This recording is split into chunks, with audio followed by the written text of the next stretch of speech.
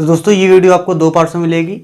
पहला पार्ट आपको जो मिलेगा वो दूसरे दिन पे शूट हुआ, क्योंकि होली का टाइम था तो मैं शूट कर रहा था, काफ़ी नॉइज़ आ रही थी तो मैंने थ्योरम करा के वहाँ पे छोड़ दिया था। उसके सेकंड पार्ट मतलब इसी वीडियो में आपको 10-15 मिनट के बाद करीब दूसरा पार्ट स्टार्ट हो जाएगा। यानी कि पार्ट मत कहिए, उसमें कपड़े वपड़े सब चेंज हो जाएंगे। इसका मतलब क्या है, वो दूसरे दिन पे शूट हुआ, तो आप ये मत समझिएगा कुछ वीडियो में कुछ दिक्कत है, आप उसको करिए, कोई दिक्कत की बात नहीं है। तो अब हम लोग वीडियो स्टार्ट करते हैं।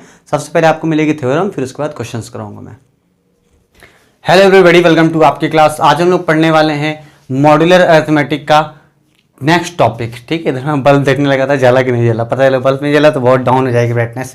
तो यहाँ पे हम लोगों ने काफ़ी सारे टॉपिक कवर कर लिए थे, डिवीजन एल्गोरिथम, उस पर जो बेस्ड थ्योरम होती हैं, लीनियर कॉन्ग्रुएंसी, बाकी बहुत सारी चीज़ें हम लोगों ने कवर करी थी। ठीक है, तो वो सारे पार्ट देखने के लिए आप नीचे डिस्क्रिप्शन में जाएंगे, वहाँ प्लेलिस्ट नाम से आपको लिंक मिलेगी, उस पर क्लिक करेंगे तो सारी वीडियोज़ एक ही प्लेलिस्ट में आपको मिल जाएंगी। ठीक है, उसके बाद हम लोगों ने स्टार्ट कर दिया आज inverse of multiplicative inverse of modulo. मतलब कि जैसे कि किसी भी चीज़ का इनवर्स निकालते हैं, उसी तरह का यहाँ पे कॉन्सेप्ट होगा, पर मॉडुलो ही आप लोगों के लिए नया है तो इनवर्स भी थोड़ा सा नया ही होगा। पर इसमें आपको एक बात ध्यान रखना है कि कंसंट्रेशन बहुत ज़्यादा होना चाहिए, क्योंकि यहाँ पे सिर्फ कैलकुलेशन नहीं है, कैलकुलेशन के साथ साथ आप कितना कंसंट्रेट कर पाते हैं इस चीज़ को भी यहाँ पे इंपॉर्टेंस रहेगी। क्योंकि होता क्या है, आप कैलकुलेशन के पीछे भागेंगे और कॉमन सेंस को खो देंगे तब भी प्रॉब्लम होगी, और कॉमन सेंस के पीछे भागेंगे कैलकुलेशन गलत हो जाएगी तब भी दिक्कत हो जाएगी। तो you have to manage both at the same time. तो दोस्तों मैंने यहाँ पे थ्योरम पूरी लिख ली ताकि आपको समझाने में मुझे आसानी लगे। तो समझाने के लिए क्या होता है, जब लिखा होता है थ्योरम जैसी चीज, क्योंकि उसमें लैंग्वेज बहुत मैटर करती, तो लिखी हुई चीज में समझाने में काफी ज्यादा मजा आता है, काफी ज्यादा अच्छा लगता है। देखिए थ्योरम हमारी है मॉड्यूलर मल्टीप्लिकेटिव इनवर्स के ऊपर। Modular multiplicative inverse of N integer A, एक इंटीजर है ए जो कि अंडर है मॉड्यूलो एम। क्या बोलते हैं इसको, क्या बोलती पब्लिक, बाद में बताएंगे भी। इज एक्स, एक्स ही होगी कब, और वो x बिलोंग भी करेगा 0 से लेके m-1 के अंदर। मान लीजिए मॉड्यूलो 9 है तो मॉड्यूलो 9-1 यानी 8 तक, 0 से 8 के बीच में वो ही इंटीजर आपको मिलेगा जो कि उसका इनवर्स होगा, और इस इनवर्स को हम x नाम दे रहे हैं। ठीक है, if and only if ax congruent to 1 modulo m होगा, तो या कह दीजिए ये होगा तो ऊपरली बात सही हो जाएगी। सबसे इंपॉर्टेंट बात नोट करने वाली क्या है यहाँ पे, कि modular multiplicative inverse of a under modulo m exist करेगा तब ही जब आपका a एंड m यानी ये वाला इंटीजर और ये वाला इंटीजर एक दूसरे के साथ रिलेटिवली प्राइम होंगे, या को प्राइम पेयर बनाएंगे, या उनका जीसीडी 1 होगा, या उनका एचसीएफ 1 होगा। ये जीसीडी एचसीएफ भी एक ही बात होती है, रिलेटिवली प्राइम है तो उसका एचसीएफ या जीसीडी भी 1 ही आता है, सारी बात एक ही हो गई। तो अब यहाँ पे हम एक जनरल कंडीशन लेकर चलेंगे, let two integers a and b। हमारा क्या है, a एंड m, बाद में देखेंगे इसको। a एंड b दो इंटीजर हैं, पॉजिटिव इंटीजर हैं, और उनका जीसीडी है d, क्योंकि हमारा वाला केस में तो 1 लाना है, पर जनरल केस में तो d हो सकता है। d मतलब कुछ भी हो सकता है, 6 हो कॉमन इंटीजर। तो उस चीज को by the Euclid's algorithm theorem जो पहले साल हम लोगों ने पढ़ी थी हाई स्कूल में, इसके पहले साल में, तो ax plus B Y is equal to D, इस फॉर्म में आप लिख सकते हो उसको। ठीक है, जब ax plus B Y D हो रहा है तब यहां पे जीसीडी था d, और a और b इंटीजर था। हमारे इंटीजर क्या है, a एंड m, और a एंड m का अगर हम ये मान के चलें कि इंटीजर इनवर्स जो है वो एग्जिस्ट करेगा, तो उन दोनों का जीसीडी कितना आएगा, a और m का 1 आएगा, क्योंकि यहां बोल चुके थे 1 ही आना चाहिए। इसका मतलब अब हमारा कंडीशन क्या बन जाएगी, ax प्लस b की जगह my कॉन्ग्रुएंट टू 1। कॉन्ग्रुएंट क्यों बोलते हैं, जब पूरा पूरा डिवाइड हो रहा हो यहां से तब तो इक्वल टू लगा दिया, पर यहाँ पे हमको मॉड्यूलो के अंदर चेक करना ना, तो कॉन्ग्रुएंसी लिख जाएगा 1 मॉड्यूलो m, इतना लिख दिया। अब इसके आगे देखते हैं। अब एक चीज देखिए, ये सारी चीजें रिमाइंडर के तौर से होती हैं। अगर कॉन्ग्रुएंसी आप लोगों ने पढ़ी है तो आपको पता होगा कि ये सारी चीजें जो होती हैं वो एक प्रकार से रिमाइंडर के तौर पे देखी जाती। तो अब यहाँ पे क्या कर सकते हैं, हम इसको लिख सकते हैं कि भाई वी नो दैट क्या, सिंस लिख दो, सिंस m डिवाइड्स my, और वैल्यू कितनी बचेगी जब डिवाइड कर देगा, तो 0। ठीक, वैल्यू किस चीज की, रिमाइंडर की। यार इस तरह इसलिए लिखूंगा या तो गड़बड़ लगने लगेगा,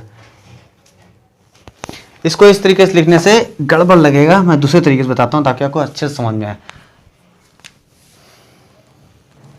देखिए क्या होता है, यहां पे ये लिखा हो, ये लिखा हो, दोनों चीजें लिखी हुई हैं। अगर हम इसको थोड़ा सा डिस्टॉर्ट करें, थोड़ा सा अरेंज करें अलग तरीके से, तो ऐसे लिख सकते हैं ax plus M Y congruence to 1 plus 0 modulo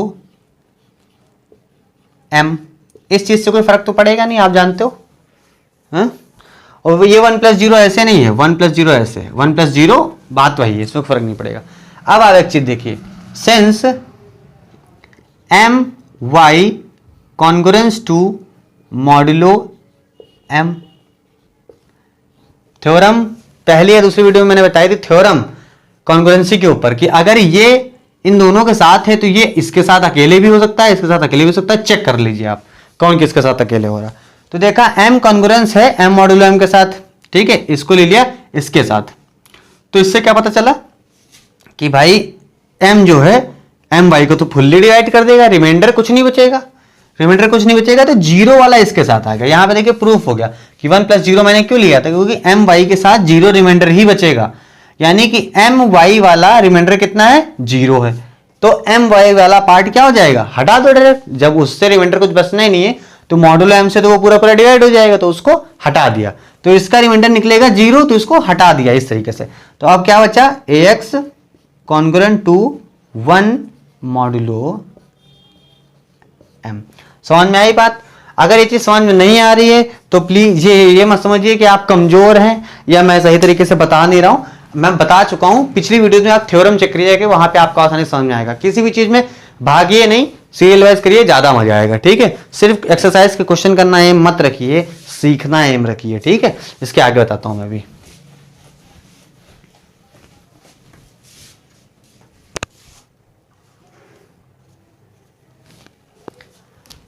अभी क्या लिख के आया था, ax congruence to 1 modulo m, यही लिख के आया था।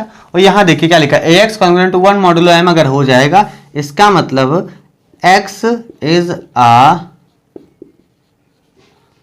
Inverse of a under modulo m। Inverse मतलब मल्टीप्लिकेटिव इनवर्स, ठीक है। ये चीज प्रूफ करनी थी, प्रूफ हो गए। क्वेश्चंस में और मजा आएगा, थ्योरम से ज्यादा फर्क भी नहीं पड़ता, क्वेश्चन में ही मजा ज्यादा आएगा, ठीक है। तो दोस्तों इस थ्योरम से दो चीजें हमको समझ में आई, तीन चीजें, कि या फिर हमारा जो ax congruent to b mod m जो होगा, इसमें तीन केस हो सकते हैं। या तो a और m का GCD निकाला जाए और वो आ जाए 1, इसका मतलब उसका एक यूनिक सॉल्यूशन होगा, ठीक है। यानी कि या आप ये भी बोल सकते हो कि मल्टीप्लिकेटिव इनवर्स एग्जिस्ट करेगा, ठीक है। और इसका दूसरा आपका तरीका क्या हो सकता है कहने का, GCD अगर AM निकाला, आप GCD आपने निकाला AM का और वो D आ गया, तो इसके दो केस हो सकते हैं, पहला केस और दूसरा केस। पहला केस में क्या होगा, जो DA होगा ये डिवाइड कर रहा होगा B को। अगर ये डिवाइड कर रहा होगा, ठीक है, तो आपको मिलेंगे D इन कॉन्ग्रुएंट सॉल्यूशंस। मतलब कि पहला वाले में क्या था, यूनिक सॉल्यूशन था और वो कॉन्ग्रुएंट सॉल्यूशन मिलेगा आपको, ठीक है। दूसरे वाले में क्या होगा, आपको डी इन कॉन्ग्रुएंट सॉल्यूशन मिलेंगे, ठीक है।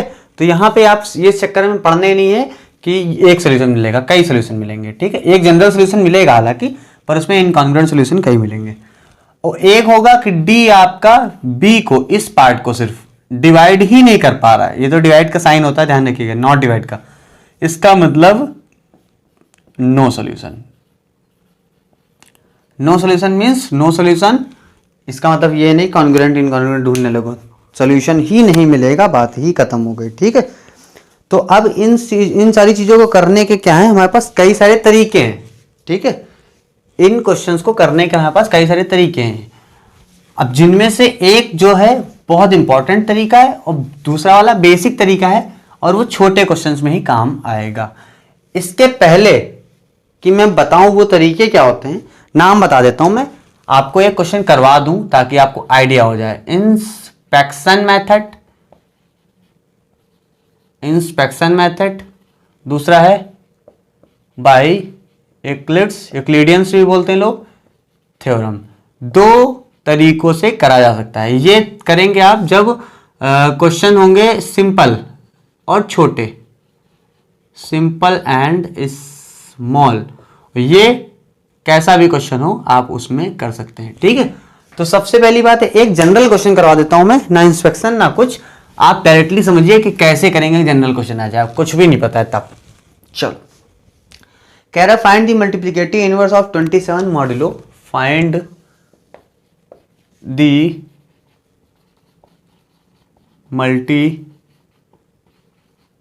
Multiplicative inverse of 27 modulo 392। ठीक है, तो चालू कर देते हैं। सबसे पहला काम मैंने क्या बताया था, जीसीडी चेक करिए। चलो,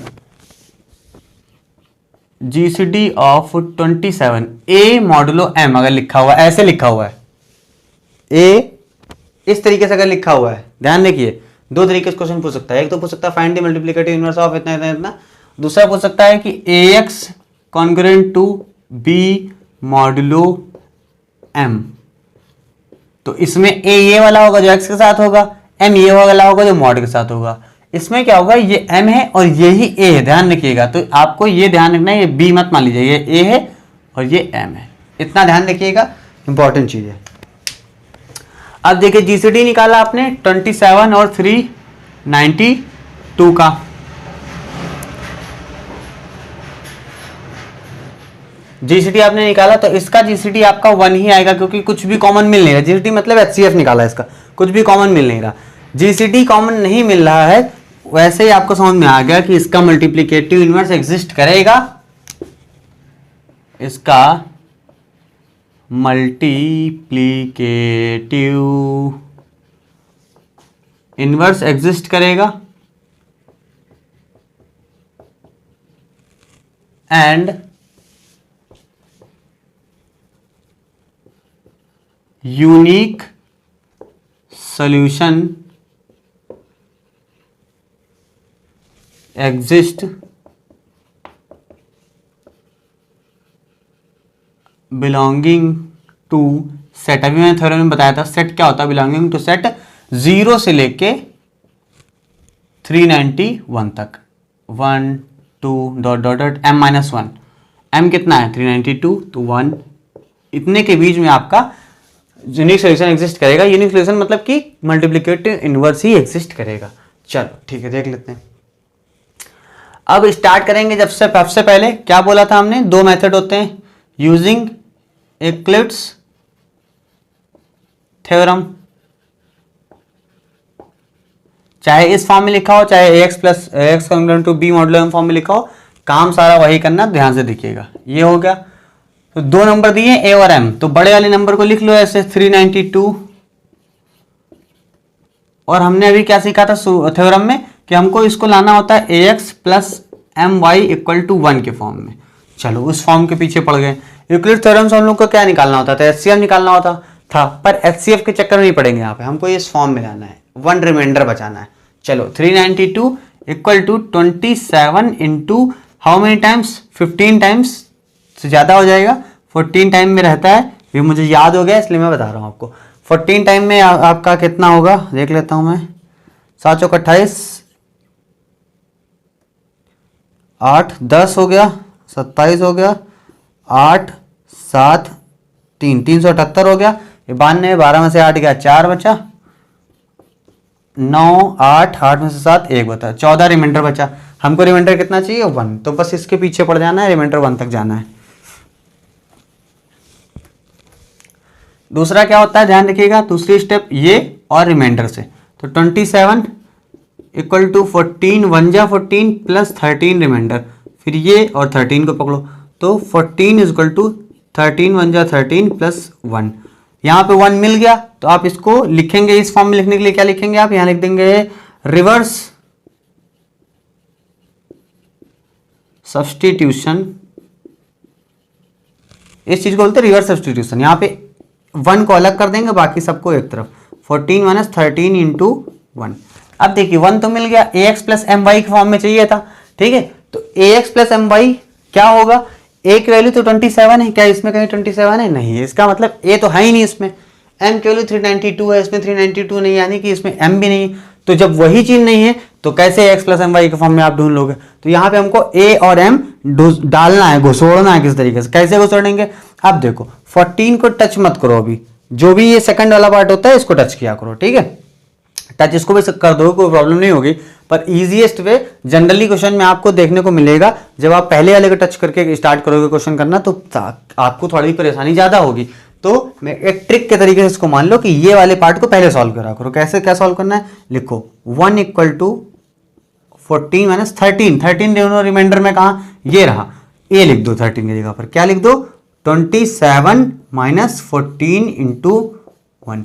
27 माइनस 14 इंटू 1 बराबर 13 की जगह रख दिया, इक्वल टू क्रॉस 1, इतना हो गया। अब ये चीज इधर लिख देते हैं, थोड़ा फिर इसको फॉर्मेट में लाते हैं अपने। तो देखो 1 इक्वल टू 14 तो है ये दिख रहा है आपको, 14 माइनस 27 इंटू 1, 27 इंटू 1, फिर है माइनस प्लस 14 इंटू 1, 14 ये भी एक पास ले आओ तो हो जाएंगे 14 इंटू 2। कैसे लिख दिया मैंने 14 इंटू 2, 14 प्लस 14 हो जाएगा आपका कितना 28 को इस फॉर्म में लिख सकते हैं आप। इस फॉर्म में क्यों लिखा ये भी बताता हूं मैं। कभी भी यहाँ मल्टीप्लाई नहीं करना है हमको, उसके टुकड़ों में फैक्टर नहीं रखना है। 14 में था तो 14 इसमें था, कॉमन ले लिया, अंदर बचा 1 प्लस 1 तो वो हो गया 2।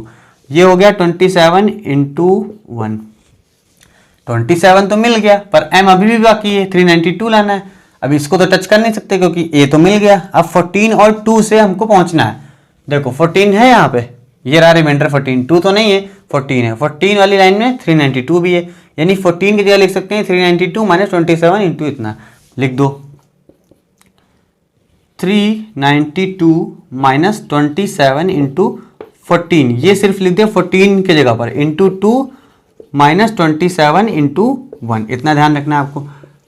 1 इक्वल टू 392 इंटू 2, कैसे, इसका मल्टीप्लाई बाहर वाले से, फिर माइनस 27 इंटू 28, कैसे 14 इंटू 2, डायरेक्टली क्यों कर दिया क्योंकि और कहीं 14 तो है नहीं, तो कॉमन तो कुछ मिलना नहीं है। माइनस 27 इंटू 1, माइनस होगा ये माइनस का, ये माइनस का, ठीक है। 1 equal to 392 into 2 minus common 27 common, 28 plus 1 29 directly लिख दिया। तो इसको ये हटाओ नाटक, लिख दो इंटू क्रॉस में। अब हमको ax प्लस एम वाई चाहिए था ना, तो यहाँ तो माइनस है, तो हम इसको क्या करेंगे, a कितना था हमारा 27, तो 27 पहले लिखो ax, यानी कि x जो है वो माइनस का कर लेते हैं हम। ये चीज पहले लिख दिया, a प्लस का है तो बाकी जो माइनस का है वो उसमें डाल दिया, प्लस एम वाई, एम कितना है 392, ठीक है, y कितना है 2, तो यह हमारा मिल गया 1 is equal to ax plus M Y की फॉर्म में आपको मिल गया, ठीक है। इस फॉर्म में मिलते ही जो a के साथ होता है x is the multiplicative inverse, simple सी बात है। यहां पे आप लिख दीजिए आंसर, काम खत्म, ठीक है। नाउ -29 a के साथ वाला -29 is the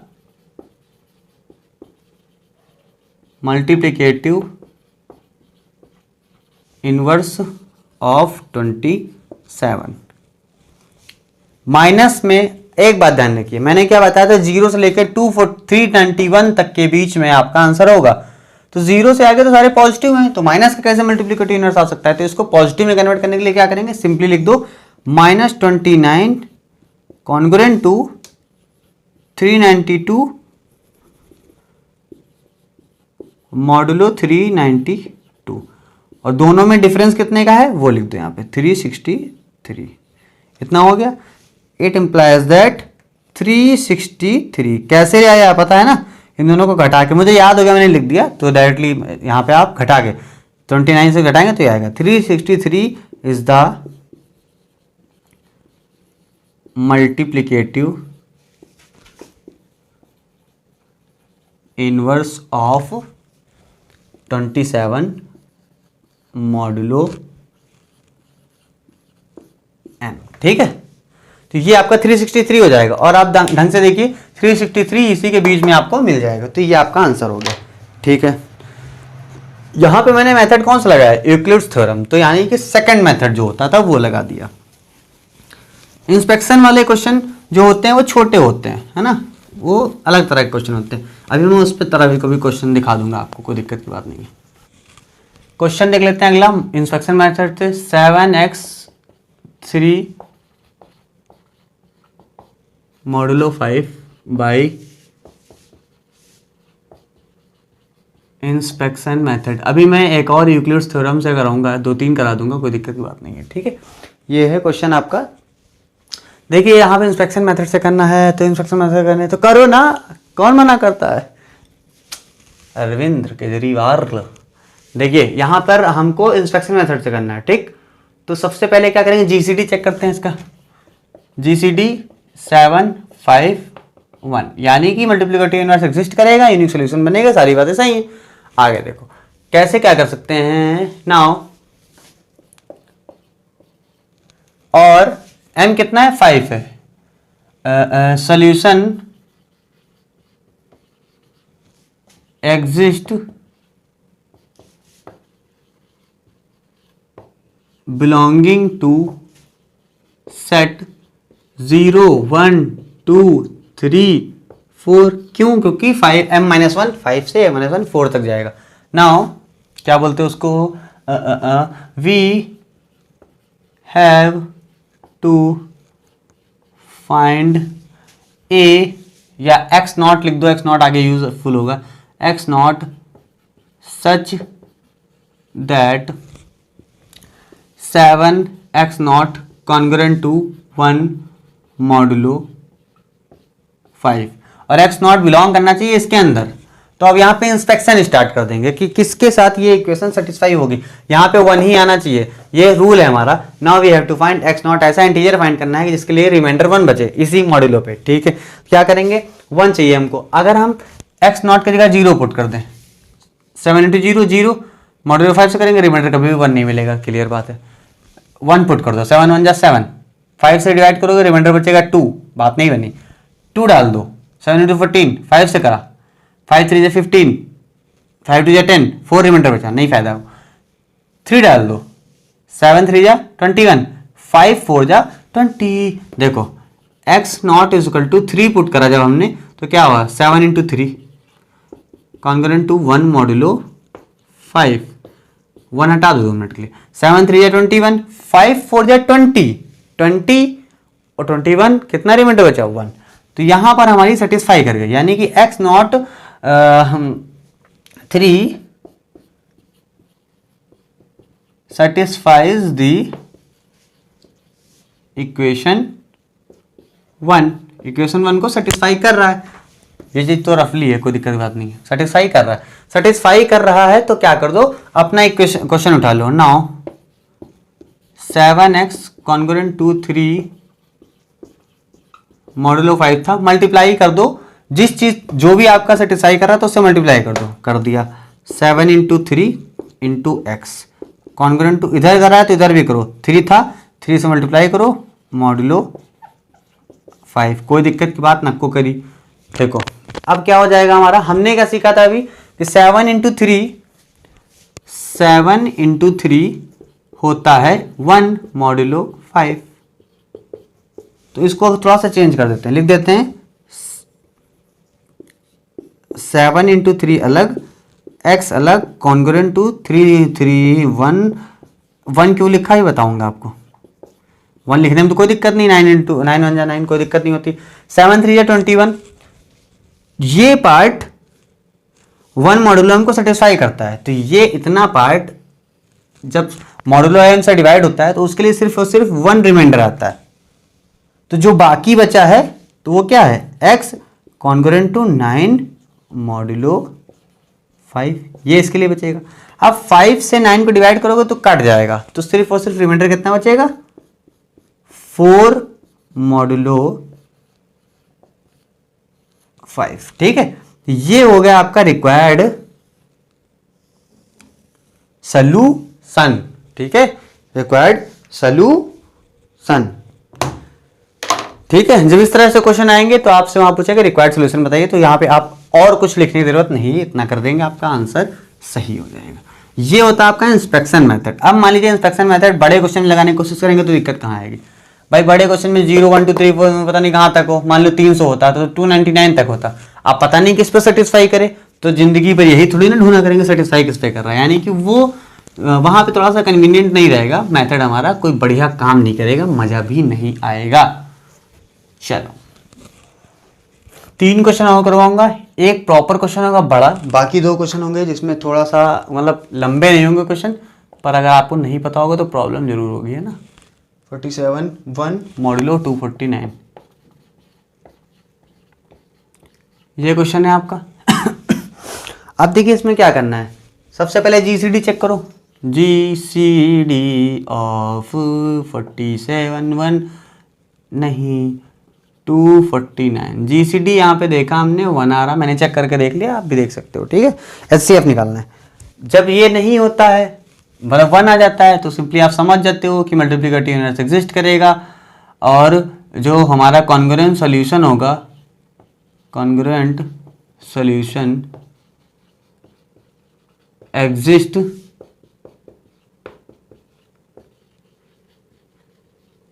belonging to set 0 1 2 dash 248 के बीच में कहीं ना कहीं बिलोंग करेगा। ठीक है, तो ये चीज आप समझ गए हैं। तो पानी पी लेता हूँ यार।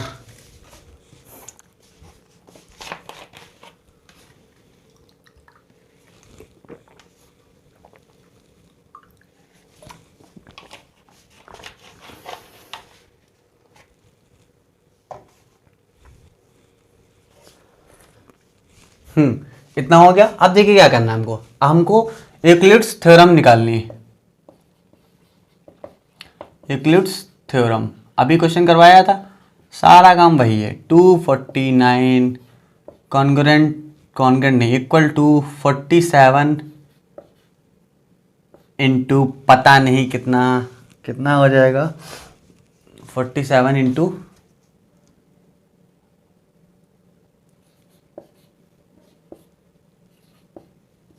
7 बजे 35 का 5 3 5 20 3 23 5 बार में हो गया। 5 टाइम में हुआ 35 और 9 4 1 14 रिमाइंडर बचा। अब अगला स्टेप क्या होता है बता चुका हूँ बहुत बार, 47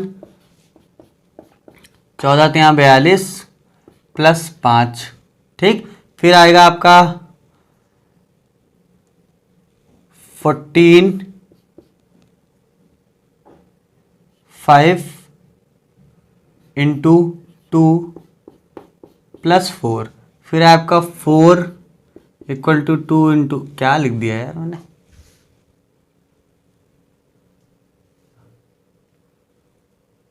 यहाँ पे डायरेक्टली करो।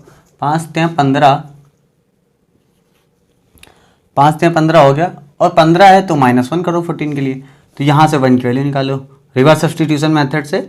1 इक्वल टू 1 इधर भेजोगे तो प्लस का हो जाएगा, तो हो जाएगा 5 इंटू 3, क्या यार गलती पे गलती, 5 इंटू 3 -14। ठीक है, इतना हो गया। अब जो भी चीज़ ऐसा सिंपल पड़ा होता है उसको टच करने की गलती मत करिए, टच उसको करिए जो चीज़ इस फॉर्म में हो। तो इसको हम ax प्लस my वाला फॉर्म याद करिए, a कितना है 47 और 249 m है, कुछ भी नहीं है यहाँ पे, तो चेंज करना स्टार्ट कर दो। 5 इंटू 3, 5 इज द रिमाइंडर, 5 से ये बना लोगे, और 47 भी है जो कि हमको चाहिए, तो 5 की जगह लिख दो 47 minus 14 into 3 minus 14, 1 equal to 47 into 3 minus 14 into 9 minus 14 into 1 लिख दो, इसको इस फॉर्म में लिख दोगे तो ज़्यादा बेहतर रहेगा। अब देखो 1 equal to 47 into 3 minus common 14 भी कॉमन, 9 प्लस 1 10 हो गया, 14 इंटू 10। अब 47 मिल गया। अब हमको चाहिए कितना, 249 इसके जगह पर चाहिए। तो 14 और 10 कौन सा रिमाइंडर मिल रहा है हमको, 14 रिमाइंडर मिल रहा है। 14 के रिमाइंडर में 249 है भी, तो वहीं पुट कर दो। 1 is equal to 47 into 3 minus 14 के जगह पर हो जाएगा 249 माइनस का 47 इंटू 5 क्रॉस 10। ठीक है, अब इसको लिखते हैं 1 इक्वल टू 47 इंटू 3 मल्टीप्लाई करिए 249 इंटू 10 प्लस का नहीं माइनस का 249 इंटू 10 माइनस प्लस का 47 इंटू 5 इंटू 10 47 इंटू 50 प्लस का 47 इंटू 50। दीवार खड़ी कर दें वरना तुम लोग कहो कहाँ लिख दिया। 47 दो जगह पर है तो 47 कॉमन लिया, 3 प्लस 5 से 53 हो जाएगा, 3 प्लस 50 माइनस 249 इंटू 10। ठीक है, अब देखिए क्या है, ax प्लस my होना चाहिए, तो प्लस चाहिए ना बीच में हमको, तो यहां कर दिया इसको प्लस और ये माइनस अंदर डाल दिया जो कि y में चला गया, तो ये हो गया माइनस का 10 इस फॉर्म में होगा। तो ax प्लस my। ठीक है, सो 53 is the multiplicative inverse of 47 modulo 249। ये मैं बता चुका हूँ कैसे है, ठीक है, बताने नहीं वाला हूँ मैं अब। 53 is the multiplicative inverse of modulo. इतना होने के बाद क्या करते हैं हम लोग, अपनी इक्वेशन पे आते हैं, स्टार्टिंग पे एकदम, है ना।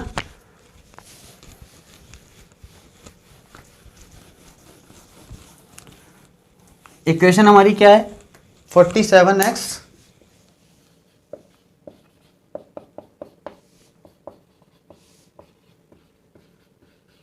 ये है, जो भी ये मल्टीप्लिकेटिव इनवर्स होता है इससे मल्टीप्लाई कर देते पूरी इक्वेशन को, है ना, मल्टीप्लाइंग बाय 53।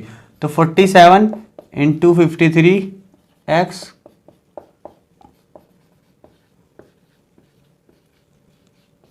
ठीक है, इतना हो गया। अब यहां पे आप चाहें तो दो तीन तरीके से कर सकते हैं कि भाई इसको पकड़ा, इंस्पेक्शन लगाया, दुनियादारी करा, पर मेरे हिसाब से बेहतर तरीका क्या होता है, अगर आपका कुछ कहीं से कनेक्शन बन रहा है, कुछ ऐसा लग रहा है कि सीधे सीधे कट रहा है तो काट दीजिए। मान लीजिए जैसे यहाँ पे 249 की जगह पर होता है ऐसा कुछ जो इससे डायरेक्टली कट रहा होता तो वो हटा देते डायरेक्टली, रिमाइंडर जो बचता लिख लेते। तो ऐसे में करिए, कुछ भी ना टेंशन पालिए, इसका मल्टीप्लाई कर लीजिए। मल्टीप्लाई करते हैं 47 इंटू 53, 7 तरीके 21 का एक हाथ से लगा दो, 3 चौक 12 और 2 14। ठीक है, 5 7 35 का 5 हाथ से लगा 3, 5 चौक 20 और 3 23 हो गया। ये 1942 यानी 2491x कॉन्ग्रुएंट टू 1 मॉडुलो 249। इतना हो गया।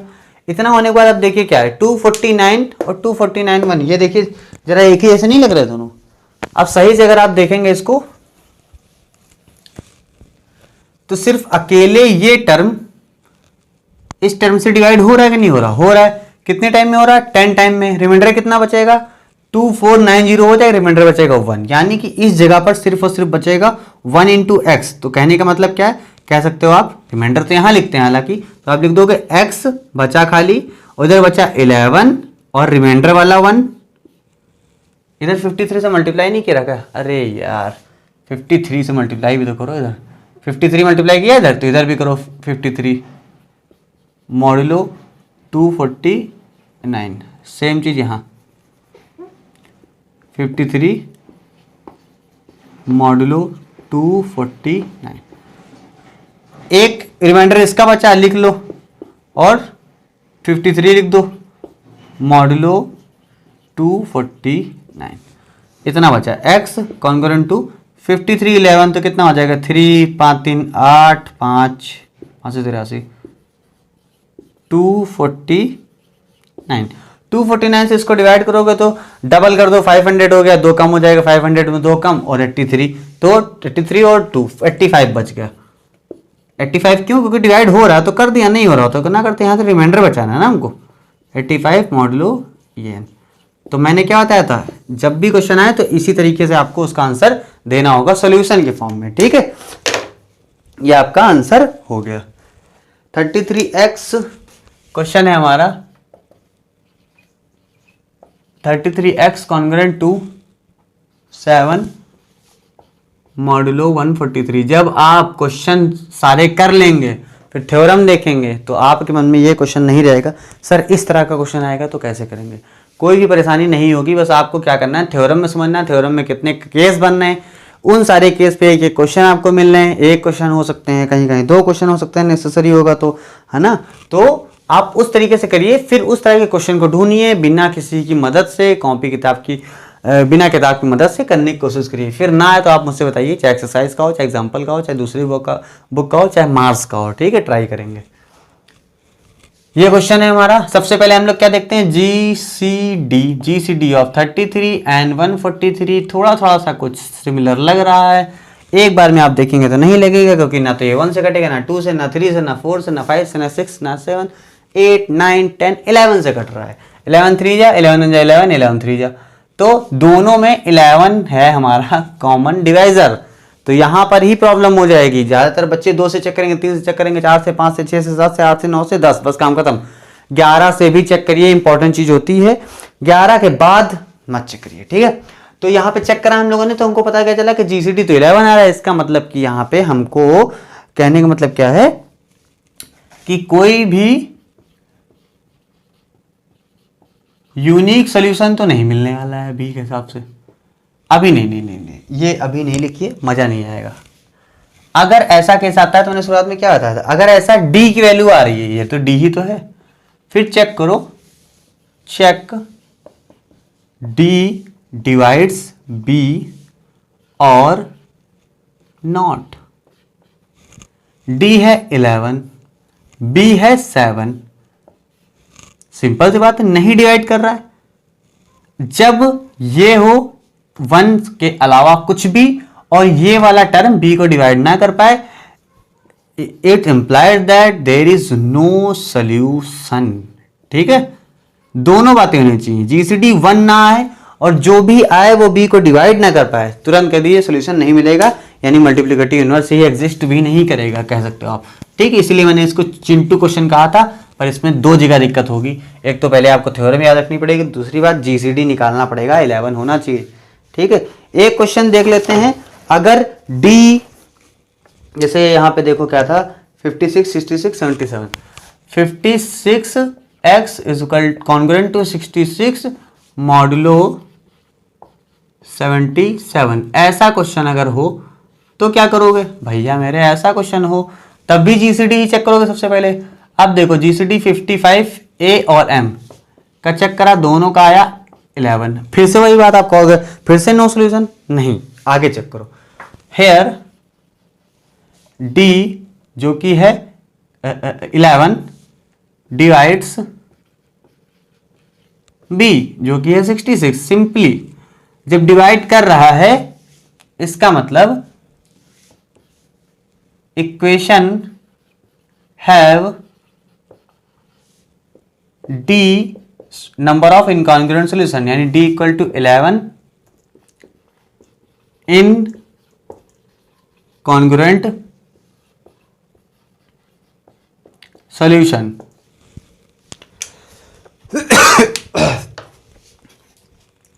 Solutions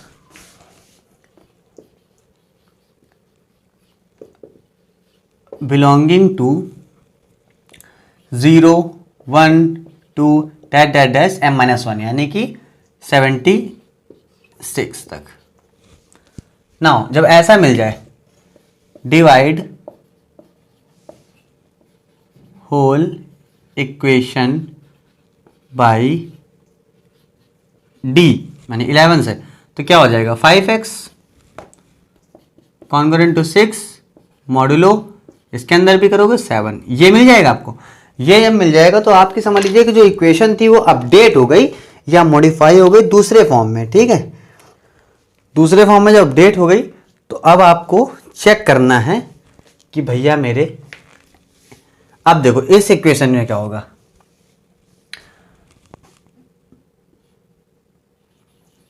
equation number 2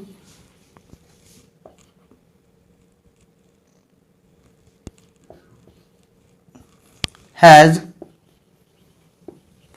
linear congruence solution.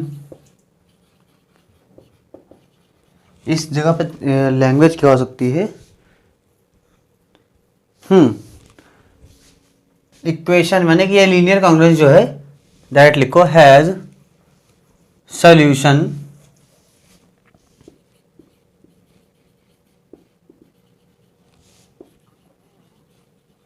belonging to the set 0 1 2 3 4 5 modulo 7 है तो उससे एक कम। इनकॉन्ग्रुएंट में तो इतने हैं पर जनरल सॉल्यूशन में सिर्फ इतने हैं, ठीक है, क्योंकि डिवाइड कर दिया हम लोगों ने। अब आ जाओ, अब चेक करो यहां से x नॉट चेक करो। Now we have to find x naught such that, बचाए कितना वो 5x कॉन्ग्रुएंट टू 1 मॉडुलो 7। इसके लिए था, इसके लिए नहीं था, इसके लिए ये रूल बना। अब भाई साहब इन क्वेश्चंस में यही कोई x नॉट है, एक 0 डालो रिमाइंडर 1 नहीं बचेगा, 1 डालो रिमाइंडर 2 बचेगा, 3 डालो रिमाइंडर 1 बचेगा, 4 डालो रिमाइंडर 1 बचेगा। क्यों? क्योंकि 5 4 जा 20 और 7 3 जा 21, यानी कि here x naught satisfies the condition, so the incongruent solutions are, incongruent solution ही निकालना होता है पर ये वैल्यू x नॉट वाले निकालने के लिए हम इसको थोड़ा छोटा करते हैं, सॉल्यूशन के लिए खाली। r सबसे पहले सॉल्यूशन क्या होता है हमारा x नॉट, दूसरा क्या होता है x not plus m by D, तीसरा होता है x not plus 2m by D, यानी कि एक m बाई डी और dot dot dot dot d minus 1 तक जाना है और लिख देना है यहाँ पर m by D mod m। ऐसे इसका आंसर दिखाया जाता है। कैसे लिखेंगे? पहला तो क्वेश्चन आंसर हमारा x नॉट है 4, फिर x not plus m by D, m कितना है 77, ये रहा, d कितना है 11, तो m बाई डी की वैल्यू हमें से 7 आएगी, यानी प्लस 7, तो 4 प्लस 7 हो जाएगा आपका 11। अगला फिर 7 ऐड कर दो, नहीं समझ में आ रहा, देखो 4 plus 2m plus by D, ठीक है, तो 2m मतलब क्या है, डबल हो जाएगा, डबल मतलब एक बार 7 था एक बार और हो जाएगा, तो 7 हो गया, अब हो गया 18, अब 18 के बाद कितना कर सकते हो 7 25 dot dot dot dot dot D minus 1 तक, डी माइनस 1, डी कितना है 11, 11 माइनस 1 हो गया 10 आपका, ठीक है, यहाँ लिख रहा हूँ मैं जरा सा 10, और m बाई डी 7, यानी 70 हो गया पहले आपका। और हाँ लास्ट में यहाँ गलती हो गई, x नॉट नहीं लिखा मैंने, x not plus D minus 1, x not plus इतना चल रहा था तो एक्स नॉट, ये इसमें प्लस एक्स नॉट भी तो रहेगा, तो एक्स नॉट हमारा कितना है 4 है, तो कितना हो गया 70 प्लस 4 74, यानी कि 74 पूरा पूरा, और बाद में आगे लगा देना मॉड्यूलो m मतलब कि 77। ये हो गया आपका आंसर। देवियों सज्जनों, आज का एपिसोड यहीं पे समाप्त करते हैं और अगले एपिसोड में मिलते हैं आपको फिर नई धनराशि के साथ और एक नए मेहमान के साथ। तब तक के लिए देखते रहिए आपकी क्लास, ठीक है। ये मतलब पुराने ज़माने वाले होते थे ना, जब नाटक बिरयानी आती थी तो यही तरीके से उसमें बताया जाता था, पता नहीं मैं क्या क्या बोल रहा हूँ। यहाँ पे क्या है, सारे तरीके के मैंने क्वेश्चन करवा दिए। सॉल्यूशन नहीं होगा, सॉल्यूशन होगा, इनकॉन्ग्रुएंट होगा, कॉन्ग्रुएंट होगा, 1 होगा, 100 होंगे, 50 होगा, 150 होगा, सब करवा दिया। सबसे खास बात यह है कि रात के बज रहे हैं 2, 1 घंटे मैंने पहले इसको रिकॉर्ड किया, तब मेरी ऑडियो रिकॉर्ड नहीं हुई। ये कह लीजिए पता नहीं क्या सिस्टम था, तो पूरी वीडियो बन के रख गई पर ऑडियो रिकॉर्ड नहीं हुई, तो वो हो गया बेकार। ठीक, जब वो बेकार हो गया 5-10 मिनट तक मैंने चेक करा, इधर उधर मिल जाएगा, कुछ भी हो जाए, नहीं हुआ। उसके बाद मैंने फिर से इसको रिकॉर्ड किया, तो जो काम 1 घंटे में हो जाना चाहिए था वो काम हुआ 2-2.5 घंटे में। मिलता हूँ अगली वीडियो में, तब तक के लिए बाय बाय।